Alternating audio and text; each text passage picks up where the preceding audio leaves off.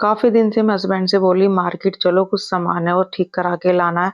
तो आज जैसे-तैसे करके हस्बैंड को लेके चली ही गई और बस निकल गए हैं हम और बस पहुँचने वाले हैं थोड़ी बहुत देर में।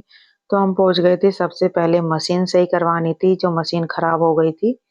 उसके बाद फिर मशीन हमने ली और यहाँ पर दिखाई तो उन्होंने बोला कि ज़्यादा कुछ नहीं है लेकिन हो जाएगी, लेकिन शाम तक मिलेगी। मैंने कहा शाम तक के लिए तो टाइम नहीं है हमारे पास, अगर 1 घंटे में कर दोगे तो दे दो। इन्होंने मना कर दिया, फिर हम लेके गए दूसरी जगह। तो दूसरी जगह उन्हों भैया ने बोला कि हाँ 1 घंटे में हो जाएगी, तुम इतना दूसरा काम करके आ जाओ। मशीन दी हमने, फिर आ गए गैस वाले के यहाँ पर, क्योंकि गैस भी खराब हो रही थी हमारी, तो गैस सही करानी थी।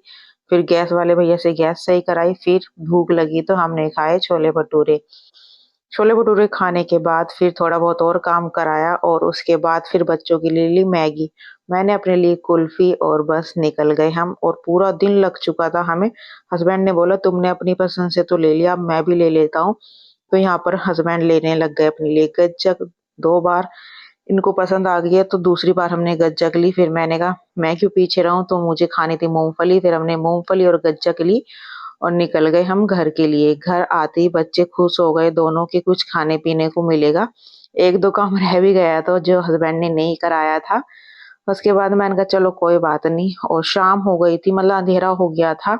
बच्चों को मम्मी की तरफ से लिया और घर आ गए हम। और फिर पीहू ढूँढने लग गई अपना खाने-पीने का सामान, तो उसको ऐसा कुछ ख़ास नहीं मिला जो उसको पसंद है। तो यहाँ पर ये मखाने भी लेके आ गई थी। उसके बाद फिर यहाँ पर पीहू को कुछ नहीं मिला और उसके बाद वो साइड हो गई और आन्या लग गई थी अपनी पढ़ाई में, क्योंकि उसने अभी तक होमवर्क किया नहीं था। अपनी दादी के उधर थी तो वहाँ पे खेल रही थी, तो इसने होमवर्क नहीं किया और लग गई अपना होमवर्क करने के लिए। तो यहाँ पर उसको कलर मिल गए हैं तो वही कलर में लगी हुई है। पहले कलर भरेगी, उसके बाद बाकी का काम करेगी। और मुझे ना इतनी ज़्यादा थकान हो गई थी, मैं क्या बताऊँ, इतना ज़्यादा सर में दर्द हो रहा था।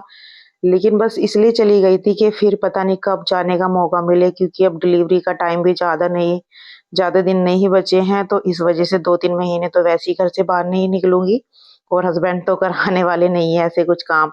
यहाँ पर आन्या की हो गई थी मस्त स्टार्ट, तो इसने किया डांस और पीहू अपना बै